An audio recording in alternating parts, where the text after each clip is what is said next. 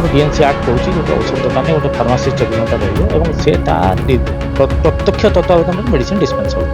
ଯଦି କୋରିଅର ପିଲା ମେଡିସିନ ଦେବ ତାହେଲେ ଆମେ ଫାର୍ମାସି ରଖିବାର କିଛି କାରଣ ନାହିଁ। 30% 70% ଏ ଡିସ୍କାଉଣ୍ଟ ଗୋଟେ ଆସୁଛି କୋଉଠୁ, ସେମାନେ ମେଡିସିନ ପାଉଛନ୍ତି କୋଉଠୁ, ସେ ମେଡିସିନ କୋଉଠି ତିଆରି ହେଉଛି, ସେମାନେ କେମିତି ଦେଇପାରୁଛନ୍ତି।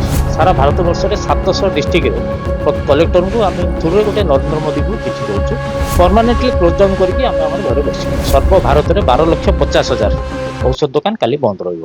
ଆମେ ଗୋଟେ 24 ଘଣ୍ଟିଆ ପ୍ରତୀକ ଧର୍ମଘଟ କରୁଛୁ ଆସନ୍ତାକାଲି ମେ 20 ବୁଧବାର। ତାର କାରଣ ହେଲା ଆମେ ବହୁତ ବର୍ଷ ହେଲା ସରକାରଙ୍କୁ 3ଟି ଦାବି ଉପରେ କଥାବାର୍ତ୍ତା କରୁଥିଲୁ, ସରକାରଙ୍କ ତରଫରୁ କିଛି ରେସ୍ପନ୍ସ ମିଳିନି। ପ୍ରଥମଟି ହେଲା ଆମର ଅନଲାଇନ୍ ମେଡିସିନ ଆପଣମାନେ ସମସ୍ତେ ଜାଣିଥିବେ, ଫୋନରେ ଅର୍ଡର ଦେଲେ ମେଡିସିନ ଆସୁଛି, ଯେଉଁଟାକି ନିୟମ ବହିର୍ଭୂତ।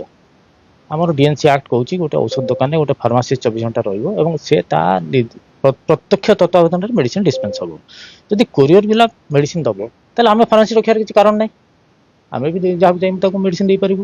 ଆମ ପାଇଁ ଅଲଗା ନିୟମ, ଅନଲାଇନ ପାଇଁ ଅଲଗା ନିୟମ, ଏଟାକୁ ଆମେ ବିରୋଧ କରୁଛୁ। ଦ୍ୱିତୀୟ କଥା ହେଲା ମେଡିସିନ ପ୍ରାଇସିଂ ଆପଣ ଜାଣିଥିବେ, ଗୋଟେ ଆମର ନ୍ୟାସନାଲ ଫାର୍ମାସ୍ୟୁଟିକାଲ ପ୍ରାଇସିଂ ଅଥରିଟି ଅଛି, ସେ ମେଡିସିନର ପ୍ରାଇସ୍ ଫିକ୍ସ କରେ। ସମସ୍ତ ଔଷଧର medicine MRP fixed, margin also fixed. Schedule ଆଇଟମରେ 8-16 ଏବଂ ନନ୍ ସିଡ୍ୟୁଲରେ 10-20 ଫିକ୍ସ ଅଛି। କିନ୍ତୁ ଆପଣ ଦେଖୁଥିବେ ପ୍ରତିଦିନ ସୋସିଆଲ ମିଡ଼ିଆରେ ଯେଉଁ ଆଡଭର୍ଟାଇଜମେଣ୍ଟ ଆସୁଛି ବିଭିନ୍ନ ସବୁ ପୋର୍ଟାଲରୁ, ଯେ 20%, 50%, 30%, 70% ଏ ଡିସ୍କାଉଣ୍ଟ ଗୁଡ଼ା ଆସୁଛି କୋଉଠୁ, ସେମାନେ ମେଡିସିନ ପାଉଛନ୍ତି କୋଉଠୁ, ସେ ମେଡିସିନ କୋଉଠି ତିଆରି ହେଉଛି, ସେମାନେ କେମିତି ଦେଇପାରୁଛନ୍ତି। ତ ତା ଉପରେ କିଛି ସରକାର ତଦନ୍ତ କରିବା କଥା। ଆମର ଧାରଣା ଯେ ଗୋଟେ ନକଲି ବା ସ୍ପୋରିୟସ୍ ମେଡିସିନ ସେଇ ଥ୍ରୁରେ ଆସୁଛି, ତା ଉପରେ ବି ସରକାର କିଛି ତଦନ୍ତ କରୁନାହାନ୍ତି। ତୃତୀୟ କଥା ହେଲା, ଯେତେବେଳେ କରୋନା ଲାଗିଥିଲା ସେତେବେଳେ ଆପଣମାନେ ଜାଣିଛନ୍ତି ଆମେ 24 ଘଣ୍ଟା ଦୋକାନ ଖୋଲିକି ମେଡିସିନ ବିଜନେସ୍ କରୁଥିଲୁ, ଲୋକଙ୍କ ଘରେ ବି ମେଡିସିନ ପହଞ୍ଚୁଥିଲୁ। ଆମକୁ ସାହାଯ୍ୟ କରିବା ପାଇଁ ସରକାର ଗୋଟେ ସେତେବେଳେ ଜିଏସ୍ଆର୍ ନୋଟିଫିକେସନ କରିଥିଲେ ଯେ ରୋଗୀଙ୍କ ଘରେ ଯାଇକି ଆପଣ ମେଡିସିନ ଦେଇପାରିବେ। ଏବଂ ତାପରେ ସେ କଥାକୁ 5 ବର୍ଷ ହେଇଗଲାଣି, ଆମେ ବାରମ୍ବାର ଲେଖିବା ସତ୍ତ୍ୱେ ସେଇଟାକୁ ସେମାନେ ରଖିଛନ୍ତି ଆଜି ଯାଏ।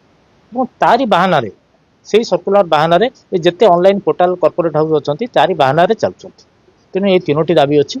ଆମେ ଗତ 2 ବର୍ଷ ଧରି କେନ୍ଦ୍ର ସରକାରଙ୍କୁ ବାରମ୍ବାର ଚିଠି ଦେବା ସତ୍ତ୍ୱେ ଆମର କିଛି ଶୁଣାଣି ହେଲାନି, ନାଇଦର ଆମ ସାଙ୍ଗେ କଥା ବି ହେଲେ। ତେଣୁ ଆମେ ଗୋଟେ ଦିନ ସରକାରଙ୍କୁ ଚେତେଇବା ପାଇଁ ଗୋଟେ ଦିନ ପ୍ରତୀକ ଧର୍ମଘଟ କରୁଛୁ।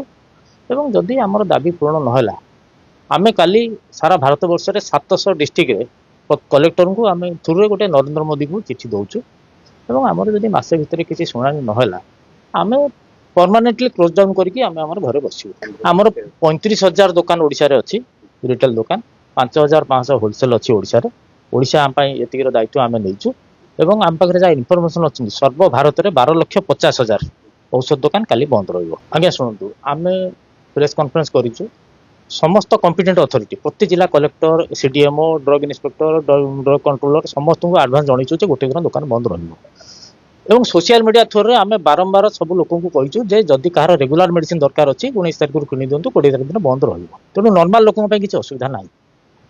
କେବଳ ହେଉଛି ଏମର୍ଜେନ୍ସିରେ ଆମେ ଧରୁଛୁ ଯେଉଁଟା ଲାଇଫ ସେଭିଂ, ମାନେ ଧରନ୍ତୁ ଜଣଙ୍କୁ ସାପ କାମୁଡ଼ିଛି, କି କୋଉଠି ଗୋଟେ ଅଗ୍ନିକାଣ୍ଡ ହେଇଗଲା, କି କୋଉଠି ଗୋଟେ ରୋଡ ଦୁର୍ଘଟଣା, ରେଳ ଦୁର୍ଘଟଣା ହେଇଗଲା, ସେଦିନ ଆମେ ସେ ଲୋକାଲିଟିର ଦୋକାନ 24 ଘଣ୍ଟା ଖୋଲା ରଖି ମେଡିସିନ ରଖୁ।